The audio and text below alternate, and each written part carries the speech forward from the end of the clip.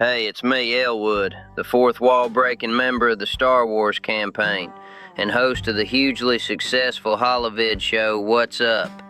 The first episode of What's Up just hit the shelves in this sleepy part of the galaxy, and it made me realize no one had any idea why it all came about. So here goes, a real history lesson on a fake history lesson, read by the real version of a pretend character represented by a fake real version of the character. See who said M. Night was confusing. On the 9th of November, 1990, a group of friends gathered around a table to play a role-playing game. The group of friends had grown up together, knowing each other mostly through school and a local war games club. Now, as college students, they would set out to play the first game in what would become a sprawling universe that presently spans 35 years, albeit with a large break, but more on that in a moment.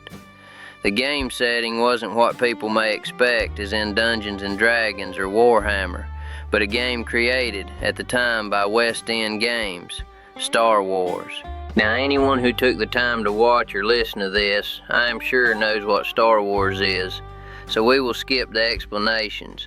And for anyone unfamiliar with the old D6 Star Wars role-playing game, it was a very well-supported system with modules, source books, and adventures, produced often and to a high standard. The D6 system just got beaten out by D20 mechanics, although anyone familiar with the Darrington Press Critical Role games might consider this system to be a distant relative to the very polished Daggerheart and Candela Obscura. There are, of course, huge advantages of using a universe already so richly populated, but those same benefits can easily become problems. The canon of the movies and novels, whilst offering a rich and lavish setting, also tied you to certain events. Having heroes running around during these events was both exciting, nostalgic, and a potential nightmare for a GM.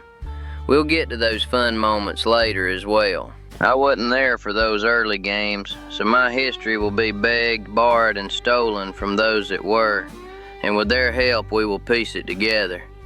Scott, or Scott P as I'll refer to him, as we have two players named Scott in the group, has masterfully recreated the Star Wars universe, twice actually, as we will discuss later. He is the group's unofficial leader by default, the GM, the creator of plots, non-player characters, and loves nothing more than throwing in a healthy dose of drama thanks to his love of soap operas.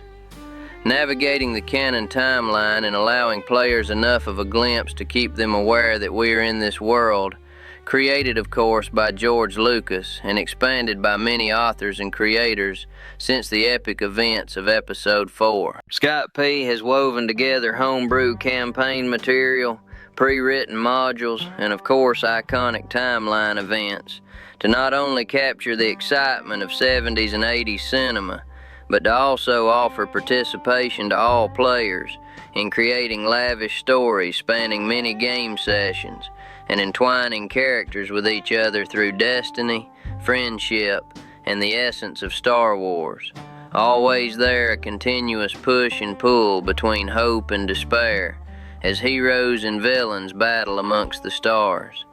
Like most games and friendship groups, it has seen delays, stoppages, and changes in players, especially in the earlier years as people went to university, discovered drinking and the ensuing hangovers, and of course relationships.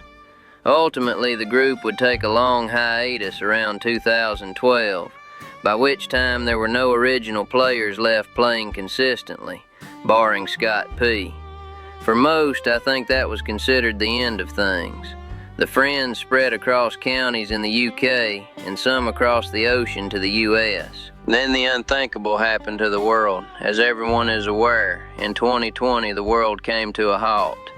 The COVID-19 pandemic saw us all thrust into lockdowns, isolations, and online working. We all also had a lot more free time, it would seem. Spare time to delve back into hobbies and pastimes from our youth. Around April of 2020, Scott P started setting things in motion to restart the campaign. And a month later, we all sat down on May the 9th to start our adventures all over again. Things would be different this time. Not only would the game be online, using a virtual tabletop and voice chat, but this relaunch of the campaign would see us heading back to a time before the events of Episode 4 and the birth of the rebellion, an alternate timeline to the previous adventures, but still using the canon events set out in the movies and supporting works, and of course the imagination of Scott P. would see these worlds blur together on occasion, offering cameos, walk-ons, and special guest appearances of past heroes and villains, and a smattering of Easter eggs would keep us always on our toes, as we the players would recognize a particularly nasty character or group to have to keep it in check, as our characters had no idea where we were heading. There have been many adventures since then, and the future videos will document these and talk about the D6 game in general.